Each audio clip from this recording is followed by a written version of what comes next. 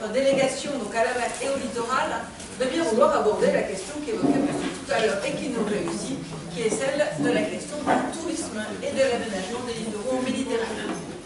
Bonjour à toutes et tous. Bon, je me présente un petit peu parce que Jean-Éric m'a demandé, parce que je fais partie du conseil scientifique de l'IUM.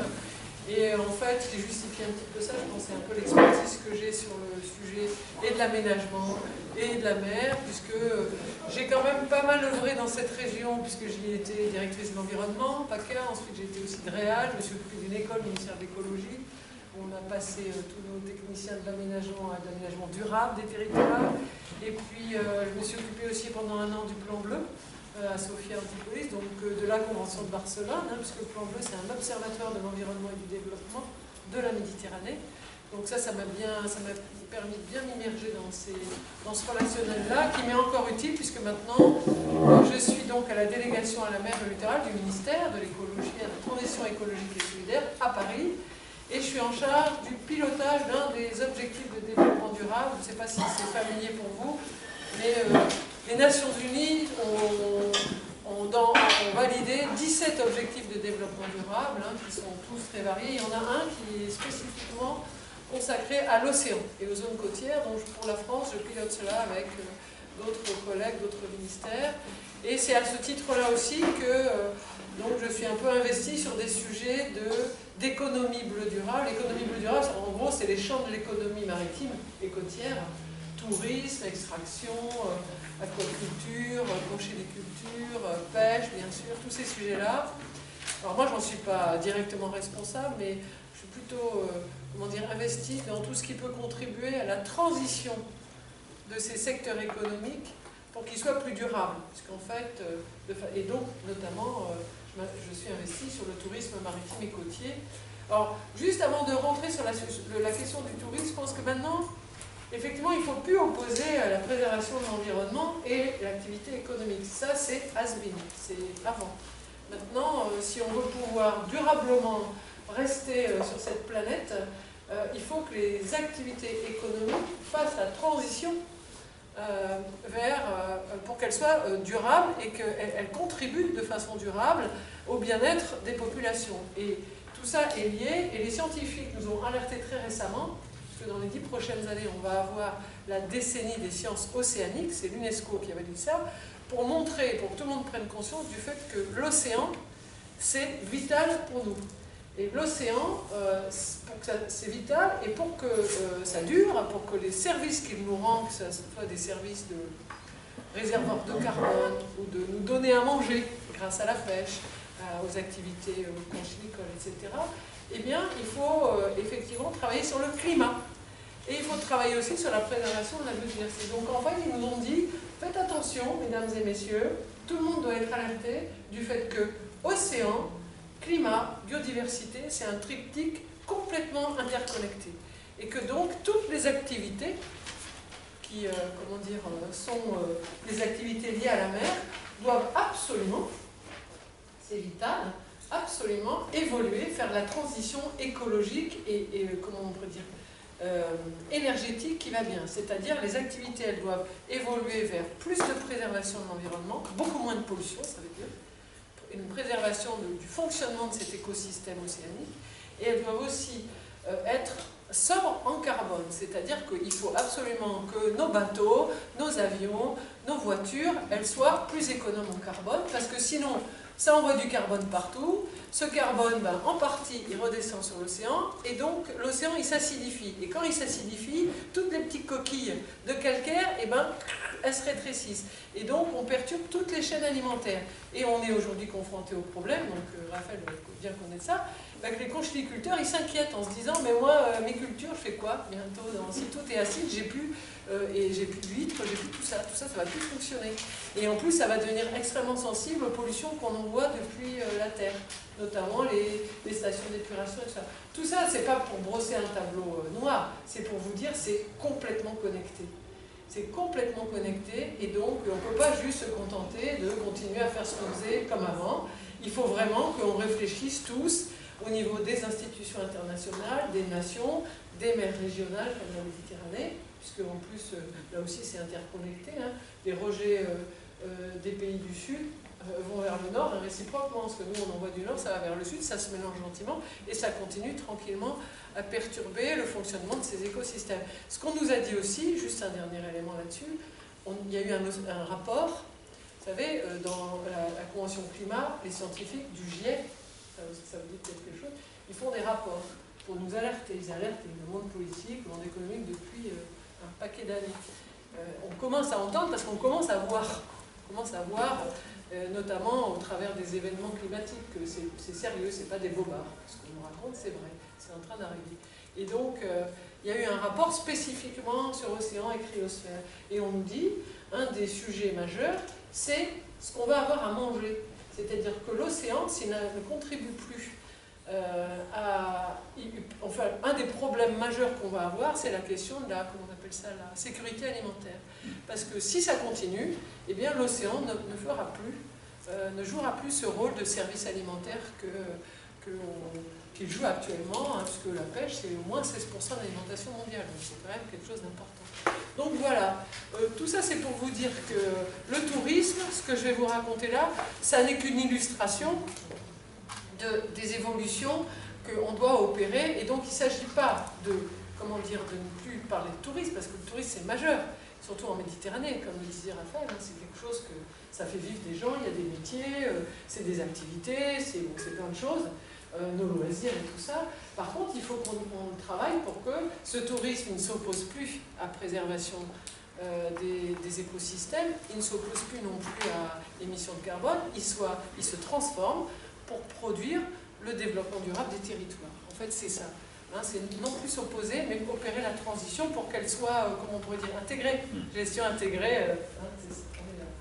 Alors, c'est un sujet d'ailleurs, du coup, qui effectivement, positivement, est au cœur de toute l'actualité mondiale. En 2017, l'ONU a déclaré Année mondiale du tourisme durable. Hein, et on a fait des rapports, enfin, comment dire, dans ce que je vous disais, dans l'agenda 2030, donc c'est les objectifs au niveau mondiaux, il y a l'ODD 14 de l'océan, mais il y a d'autres ODD qui disent que, voilà, il faut que l'ODD 8, croissance économique, l'ODD 12, production et consommation durable, on cite le tourisme comme devant évoluer dans des modalités de transition plus durable.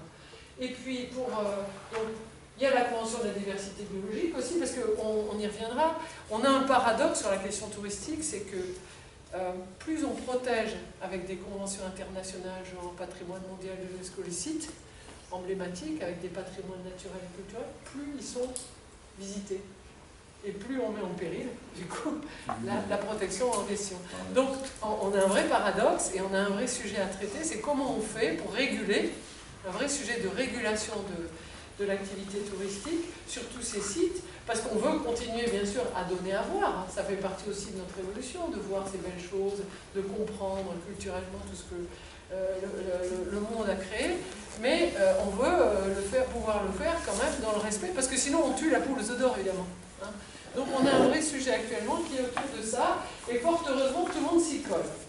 Alors on a dans les mers régionales, on a aussi en France une grande responsabilité sur ce sujet, parce que la France, elle est deuxième zone économique maritime mondiale. Je ne sais pas si vous le savez, tout le monde ne le sait pas. 11 millions de kilomètres carrés dans tous les océans du monde, hein, avec tout. Bon, ça c'est notre histoire, hein, nos périples du passé, hein, nos conquêtes. Et donc, on a effectivement, sous notre responsabilité, une grande partie de la durabilité de ces zones maritimes et côtières.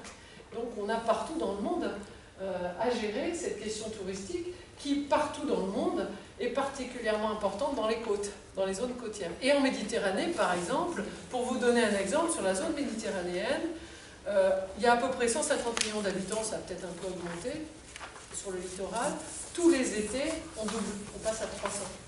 Juste avec les... Et avec tout vous imaginez toute la problématique qui est liée à tout ça. Tout ce qu'il faut gérer en termes de prélèvement de ressources, de traitement des eaux usées, les problèmes que ça génère au niveau social, Vous avez tous entendu parler à Barcelone, à Venise ou autre, des gens qui râlent parce qu'ils n'arrivent plus à se loger, parce que Airbnb, ça fait monter tous les prix du loyer. Donc ça génère énormément de problèmes. Et tout ça, il faut qu'on le régule. Et en plus, on a aussi ces problèmes liés au tourisme un peu inclusif, je veux dire du croisiérisme dont je vais parler. Donc pour vous dire en gros, on est tous, à tous les niveaux, comment dire, conscients de ça. J'ai oublié de vous dire qu'en France, pendant longtemps, on a dit on va passer de 80 à 100 millions de touristes. Maintenant, on a créé aussi, l'ADEME a fait un état des lieux, et on a créé aussi, je dirais, au ministère des Affaires étrangères, qui est en charge du tourisme, un coordinateur de tourisme durable. Donc, quelque part, on sent que les choses ont bougé, que cette prise de conscience, elle est faite. Bon, après, ça ne veut pas dire que le travail est fait, parce que pour cette transition, elle est quand même complexe. Je veux dire, ça ne se fait pas comme ça, il y a beaucoup d'acteurs en jeu. Alors, juste pour vous dire pour que vous ayez une idée quand même, globalement, on sait que dans le monde, en gros, ça ne fait qu'augmenter, les flux touristiques. Hein, ça a augmenté entre 2010 et 2030 de plus de 65%. Hein, les flux touristiques, c'est des choses qui ne cessent pas. On ne sait pas le réguler au niveau local. C'est juste impossible. Même les élus de Barcelone, ils disent nous, on aimerait bien qu'il y ait moins d'arrivées d'avions, mais on ne sait pas réguler. Ce n'est pas nous qui avons la maîtrise, ça vient de partout. Donc l'empreinte carbone globale du tourisme, en fait, c'est 8% des émissions de gaz à effet de serre, c'est ce que je vous disais, donc c'est pas neutre non plus. Hein. Et puis, on a un problème dans nos zones côtières, tourisme maritime et côtier, puisque, en fait, selon les endroits, dans certaines îles, c'est 100% ah oui, vous allez plus vite, merci. La majorité de la croissance touristique, elle se concentre sur tout ce qui est littoral et zones côtières, et ça, pour certains des pays, c'est quasiment... on peut voir dans certaines zones où on multiplie par 10 la population, voire plus, dans ces zones-là. Alors ce qu'on a fait plus récemment, pour pouvoir travailler au niveau national sur les différentes conventions de mer régionales dans lesquelles la France est investie, on travaille sur un projet qui serait financé par le FEFEM pour cette transition. On travaille sur le croisiérisme, les grands hôtels et l'écotourisme. Et pour ça, pour tout projet FEFEM, il faut faire un état des lieux. Donc, on a réussi à faire un état des lieux du tourisme, de ses impacts, mais aussi des propositions concrètes dans les 6 conventions de mer régionales où la France est partie. Donc, c'est ce document-là que vous pouvez voir. Alors ça, vous allez sur le site Éco-Union. Alors, il faut marquer Lisbonne parce qu'il y a d'autres sigles Éco-Union qui se trouvent à Lisbonne. Qui a réalisé ce travail, qui est très intéressant, avec pas mal d'infographies dont je vous parle. Alors donc, effectivement, qu'est-ce qu'on appelle tourisme maritime et côtier? En fait, ou parfois vous entendrez parler de tourisme bleu. Hein, donc, c'est une référence par rapport à tout ce qui est tourisme de masse, un peu, sur le littoral. Et qui regroupe en fait tout ce qui est tourisme de plage, tout ce qui est activité sportive nautique, tout ce qui est aussi randonnée littorale. Hein. Et ça rejoint aussi tout ce qui est tourisme maritime, avec bien sûr l'observation de la faune et le croisiérisme qui, depuis plusieurs années, là aussi, fait l'objet d'une croissance incroyable, avec des bateaux de plus en plus grands, qui, je pense, aujourd'hui atteint un peu ses limites. Là, on commence à avoir beaucoup d'impact. Alors, pas forcément les limites d'acceptation, mais si on voit à certains endroits, à Marseille, on a des problèmes avec ça, à cause des émissions soufrées, hein, pendant les périodes d'arrêt. Bon, enfin, ces gros bateaux qui pourront un jour sans doute être de moindre impact, en fait, gérer leurs problèmes de ballast, de pollution. Mais pour le moment, on ne sait pas transformer leur, comment dire, pour le moment en tout cas, on ne sait pas les rendre neutres d'un point de vue, par exemple, émissions de gaz, parce que pour faire ça, il faudrait soit qu'on arrête leur moteur, soit qu'on équipe les quais. Alors on sait électrifier les quais pour des ferries, mais pas pour des bateaux de 5000 personnes. Parce que ça, faire des équipements portuaires pour des bateaux de 5000 personnes, pour le moment, c'est quand même, ça ne se fait pas du jour au lendemain, quoi. C'est des gros transformateurs EDF, énormes. Donc, on ne sait pas faire pour le moment, en tout cas, on pourrait technologiquement, mais ça veut dire il faut pouvoir savoir exactement les problèmes, hein, qui paye tout ça, parce qu'on a aussi un problème sur les activités maritimes, c'est qu'il n'y a pas de taxes sur les activités maritimes. Autant il y a des taxes, par exemple sur les activités qui polluent l'eau, hein, avec l'agence financière de l'eau, on n'a rien sur la mer. Donc, enfin, très peu de choses. Pas suffisamment, en tout cas, pour pouvoir compenser, financer, mettre en place des choses qui s'équilibreraient, comme on le fait par exemple avec les agences financières, qu'on appelait avant agences financières du bassin. C'est un des sujets qu'on travaille au niveau national, c'est ça. C'est comment financer la dépollution de la mer, si on peut dire, même si pour aujourd'hui c'est quand même très compliqué d'imposer de nouvelles taxes, c'est pas trop dans l'air du temps. Donc on réfléchit à qu'est-ce qu'on peut faire, comment on peut le faire. Donc, je voulais vous montrer ça en disant, voilà, ces questions de tourisme, ça génère effectivement le tourisme de masse auquel qu'on veut faire évoluer, ça génère évidemment énormément de problèmes de pollution. Vous imaginez quand vous passez de 150 à 300 personnes sur les 300 millions de personnes, ben, on double les besoins de ressources en eau, en climatisation on génère énormément de dépenses énergétiques. On ne fait pas forcément venir l'alimentation, la nourriture localement, donc on double tout ce qui est cycle de vie en fait, des produits alimentaires, etc. Donc en termes de production et de consommation, on n'est pas forcément dans la durabilité. Il peut y avoir des problèmes de gouvernance parce que c'est ce que je vous dis sur les Airbnb, tout le monde ne contrôle pas nécessairement les impacts négatifs sur les populations locales de ces évolutions touristiques, de l'accueil des lits, etc. Il peut y avoir évidemment des atteintes au patrimoine culturel. Par exemple, à Barcelone, je sais qu'ils ont été obligés de réguler la visite de la cathédrale, je ne sais plus comment ça s'appelle, Sagrada Familia. Maintenant, on est sur Internet parce qu'on ne peut plus, quoi. Il y a trop de monde et puis ça génère énormément de choses. Dans nos parcs, pour le moment en France, on a des parcs où on peut entrer librement, mais là aussi on peut avoir du piétinement. Il y a certaines grottes, comme la grotte de Lascaux, où on a fait l'équivalent, parce que pour protéger, on a fait l'équivalent pour que les gens voient quand même le patrimoine, mais pour protéger l'original, quoi. On se pose la question sur le sentier du littoral. Ben voilà, on a des problèmes de piétinement un peu partout, parce que quand il y a trop de monde, ou quand voilà, si chacun de nous fait une petite cueillette de thym, quand ça fait des millions de personnes qui se baladent, au bout d'un moment, il n'y a plus beaucoup de... Voilà. Donc on a tous ces problèmes-là, dont on est bien conscient, avec un problème majeur, notamment lié au croisiérisme, c'est que avec ce all inclusive, on commence à se rendre compte aussi que ce tourisme dont beaucoup pensaient qu'il était bénéfique à tout le monde parce qu'il y a beaucoup de monde, eh bien pas tant que ça. Enfin, il est bénéfique à certains commerçants locaux, mais pas tant que ça. Donc il y a beaucoup d'impact, il y a des coûts pour les collectivités qui sont très importants, mais il y a quelques personnes qui s'en sortent bien, mais enfin, il est surtout bénéfique aux armateurs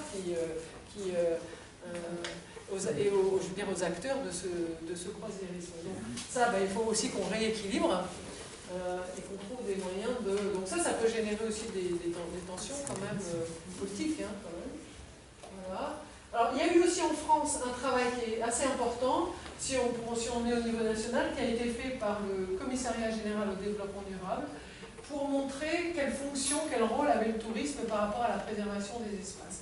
Et on voit bien ici sur cette carte, vous voyez, on voit bien que là on est concentré, bon, à part Paris qui est un cas particulier, et sinon on est concentré sur le littoral et les montagnes, et que donc, clairement, la question touristique, plus on a, alors ce qu'ils appellent la fonction touristique, c'est un ratio du nombre de lits touristiques par rapport au nombre d'habitants.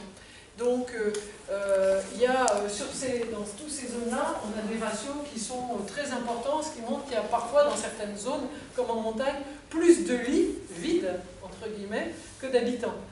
Et avec des problèmes donc, de gestion de tout ça aussi. Donc, le tourisme, ça peut être très consommateur d'espace, sans forcément qu'on ait régulé tout ça à l'année. Il y a des questions effectivement liées aux usages de l'eau, il y a des questions aussi importantes liées au rejet, au traitement des eaux usées. Ça veut dire qu'il faut surdimensionner ou adapter les dimensionnements des stations d'épuration et tout ça, pour que, effectivement, l'été, quand il y a plein de monde, l'eau reste propre et qu'on ne gâche pas non plus l'usage du loisir parce qu'on n'aurait pas su gérer l'afflux exceptionnel de l'eau. Il y a des problèmes, il y a ça. Il y a ce qu'on disait, la fréquentation des espaces naturels, et puis bien sûr, il y a la question de la gestion des déchets. Tout ça, c'est très compliqué. Ça génère en fait pas mal de choses qui ont un coût, et le coût n'étant pas nécessairement toujours répercuté sur les usagers, les touristes qui viennent. Donc ça aussi, ça peut poser des problèmes, même si on a des compensations, les communes touristiques et tout. Bon, ça c'est un sujet que je connais moins. Je sais qu'on essaye de compenser, mais c'est pas toujours facile. Cette étude dont je vous parlais, elle montre des infographies comme ça, vous voyez, pour faire prendre conscience que les impacts, des impacts environnementaux et sociaux des hôtels et des resorts côtiers. Bon, j'ai dit à peu près tout, donc je ne vais pas le redire, hein, mais ça permet d'illustrer de façon un peu, comment dire, un peu plus sympathique des longs discours sur les impacts des grands hôtels. On a la même chose sur les impacts des croisières, avec ce que je vous disais, vous voyez, les émissions de carbone, avec aussi, parfois pour les croisières, des problèmes parce qu'on n'utilise pas les mêmes fuels que dans le domaine terrestre. On peut utiliser des carburants qui sont plus chargés en oxyde de soufre et oxyde d'azote. C'est ce pourquoi les riverains à Marseille se plaignent. Et ça, c'est aussi un problème, parce que ça, clairement, c'est pas parce que ça va dans les airs que ça ne pollue pas les océans. Et c'est pour ça aussi qu'on a, par exemple, en Méditerranée, des projets de faire des zones SECA-NECA, on appelle ça comme ça, si vous entendez parler de ça, qui seraient des zones moins polluées pour préserver des grandes zones environnementales, préserver aussi les mammifères marins. Ça veut dire que les bateaux, sans doute, ils traverseraient ces zones-là avec des vitesses réduites, donc on réduit les collisions, on réduit les émissions, etc. Bon, il peut y avoir des marées noires, c'est des choses qu'on maîtrise un petit peu mieux, mais c'est vrai que quand il y en a, en général, c'est quand même très compliqué. Bon, pas avec les croisiéristes, hein, mais avec d'autres types de bateaux. Il y a cette question des peintures anti-fouling qui, à mon avis, n'est pas encore résolue. On ne sait pas encore bien faire ce sujet-là. Ça, c'est un vrai sujet, un vrai problème.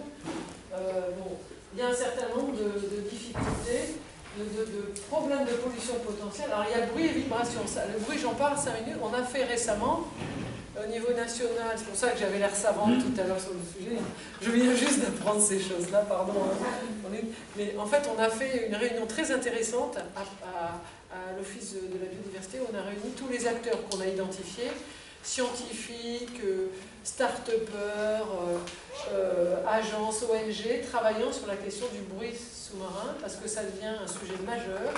Et on est en train de se rendre compte que ça perturbe non seulement les mammifères marins qui viennent s'échouer, mais toute la chaîne trophique, avec des perturbations majeures, là aussi sur les écosystèmes, leur fonctionnement et tout ce que vous connaissez, quoi, sur toute la chaîne trophique, du prédateur jusqu'au petit, jusqu'au mollusque et puis aux autres. Et donc ça c'est un vrai problème, parce que comme le trafic ne fait qu'augmenter, si vous voyez des cartes de trafic, le bruit ne fait qu'augmenter, et on a aussi de plus en plus d'opérations portuaires qui font énormément de bruit, et ça, on ne savait pas, on ne s'imaginait pas, quoi.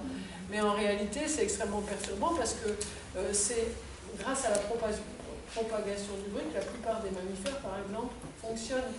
Hein. Ils communiquent, ils chassent, ils se repèrent, ils se retrouvent, les mères à leurs bébés, enfin, tout ça fonctionne grâce à cette propagation. Donc quand on vient leur coller le nôtre de bruit, eh ben, c'est comme si on nous mettait à nous dans c'est comme si on nous mettait quasiment en permanence dans une boîte de nuit sans qu'on puisse s'en sortir. C'est quand même un peu dur, quoi. Hein, c'est un peu ça, quoi. J'exagère, hein, mais dans les zones de fortes émissions sonores, c'est ça. Et avec pas beaucoup de refuge, parce que le bruit se propage souvent beaucoup plus vite que dans l'air. Donc, et avec moins d'oxygène. Donc voilà. Donc, petite parenthèse sur les... Alors, ça, on n'y comprend rien, évidemment, le schéma, c'est fait exprès. C'est fait exprès. Ça, c'est pour vous montrer, au niveau international, vous voyez, tous les gens qui sont plus ou moins liés au tourisme. Donc ça, c'est les Nations Unies, l'organisme international du tourisme, WTO. Il y a l'UNEP, Programme des Nations Unies pour l'environnement, il y a l'UNESCO, il y a la Convention climat. Et tout ça, c'est pour vous montrer que chacun travaille un peu en silo. Or, le tourisme, c'est un sujet qui fait appel à plein de choses, quoi. On l'a vu, hein, des sports, je veux dire, du commerce, de la production, des hôtels, enfin plein de sujets. Et donc, on voit bien que tout ce monde-là, il a beau essayer d'essayer de se mettre en phase, ça reste quand même très compliqué. Et quand on est au niveau national, c'est pareil, au niveau régional, c'est un peu pareil. Les acteurs liés aux acteurs du tourisme, c'est des sujets, en fait, dont personne n'est en charge en propre. C'est des sujets transversaux qui supposent complètement qu'on fasse de la gestion intégrée maritimes et côtières, qu'on rentre dans les documents de planification, qu'on travaille sur ces sujets, qu'on analyse les projets avec l'ensemble des acteurs. Sinon, on n'y arrive pas tout seul, quoi. C'est juste pour vous montrer ça que je vous ai montré ce schéma un peu compliqué. Et bien sûr, il y a des outils. Alors, il y a des outils du type les labels. Alors, le problème des labels, c'est qu'il y en a plusieurs liés et que c'est compliqué de savoir lequel prendre. Alors, si vous voulez travailler sur ces sujets de labellisation, il y a à Barcelone, sur la Méditerranée, il y a le centre d'activité régionale, le SCPIRAC, à Barcelone, qui a fait une analyse complète des labels en Méditerranée et qui parle aussi des écolabels européens, par exemple. Il faut savoir qu'en France, on doit avoir un peu moins de 400 hôtels labellisés, ce qui représente même pas 1% de tout le patrimoine hôtelier français. On a du mal quand même à faire évoluer ces labels. Et puis il y a tout ce qu'on vous a dit plus avant. Alors, j'aurais dû mettre gestion intégrée, non plus GIZC, mais gestion intégrée maritime et littorale. Et puis tous les outils de gestion environnementale. Alors, les taxes écologiques, les taxes touristiques, qui peuvent quand même aider aussi, soit à réguler, soit à réguler. La question surtout que je voulais aborder, c'est celle-ci. La capacité d'accueil, sur lequel travaille par exemple le parc de Port-Cros, pour ceux que ça intéresse. Il y a un gros travail qui est fait par le parc de Port-Cros, là vous pouvez trouver aussi des infos là-dessus. Et bien sûr, le fait de prendre en compte, ça tous les écologistes, les ONG, ça, les questions de A à Z, c'est-à-dire sur toute l'analyse du cycle de vie, pour savoir si oui ou non on est dans la durabilité, et si de la conception du navire jusqu'à sa destruction, en passant par son utilisation en croisiérine, par exemple, on est globalement dans des cycles vertueux en termes de sobriété carbone et d'impact environnemental. Voilà, donc bon, là je vais simplement vous dire que si vous avez envie d'avoir des propositions concrètes dans le rapport que je vous ai cité tout au début là, de Blue Tourism, on trouve ces propositions parce qu'en fait notre objectif c'est de les faire valoir au sein des conventions de mer régionales pour essayer d'influencer des stratégies de tourisme durable à tous ces niveaux-là. Donc, toutes ces infographies, vous les trouverez dans le document de EcoUnion, qui est fait donc aussi avec l'IDRI.